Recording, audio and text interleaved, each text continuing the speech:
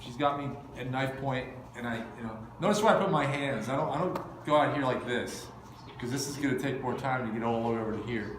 But I'm looking at them like, if you pull your hands back, it just looks less like you're apt to make any movement. I'm pretty close to that knife, and I can grab it.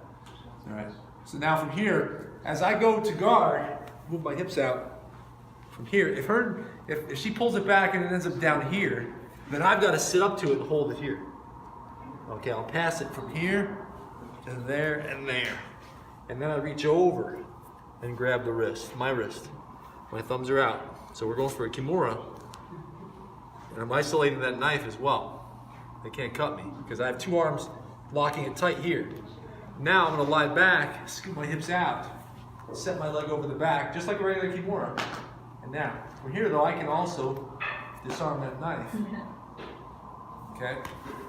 So that's if, you see, you have to look at it this way, like, it isn't that I'm putting the knife here or here. They're strong, and they got the knife, so whether it ends up here or here, I still have options. So you can sort of go with it. That's a bit more in line with sort of the jiu-jitsu way, which is that, whatever, if they're pulling, then you can push. You can go with it to a degree and feed it in a certain direction, still capitalize on it. If I'm here, and that knife gets away from me and they start cutting on that side, pulling it back, I immediately bring my arm up and my knee up, like this. Because if they're trying for my face or something, to keep like stabbing, boom, here like this, I'm putting up a barrier. Whether they're trying to go for my midsection or whatever, boom. And once it's here, I grab it again. Now this time I can overhook it and trap them. Now I don't care that the knife is behind my arm, because they can't really cut me. It's trapped. All right? Wherever it's sitting, that's where it is. If the point is, it happens to be against me, that's fine. It's not lethal. All right? Because it's not able to move. All right? But you got to be aware that now you don't have a hold that wrist. So you're not completely sure of where that is. I'm always much better about, like, okay, I've got the wrist here, I can hold it. And if a person is strong and they're bigger than me, if my arms are straight, they can't bend my arms.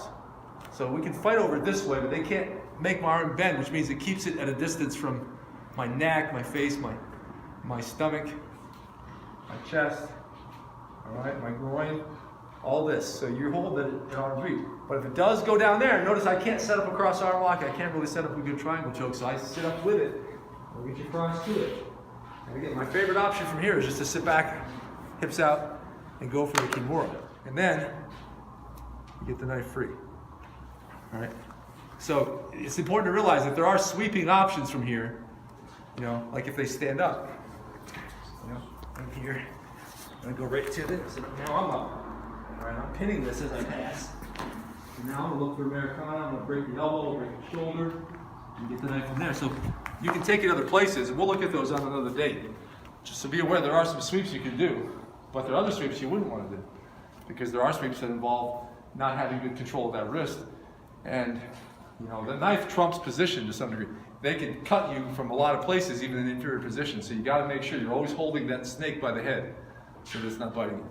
Okay. So let's add in the Kimura. That's the main thing. And if they happen to break now we're moving towards sparring. Now if they break the hand free and start stabbing, you put up a barrier, you trap it, and you might go back to the wrist again. It'll work for you, and then you gotta practice it to where you get a sense about controlling that wrist. There's something more than just a specific technique. There's sort of a sense, sort of a skill area of dealing with the knife from the ground. So I want you to explore it. All right, not just have it nailed down to specific techniques. See what happens. Learn from the experience. Okay. Yeah, I gotta get my thumb. Eric, don't know that way.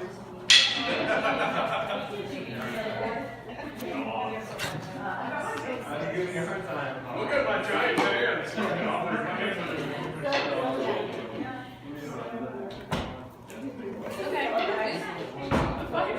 There you go. Perfect.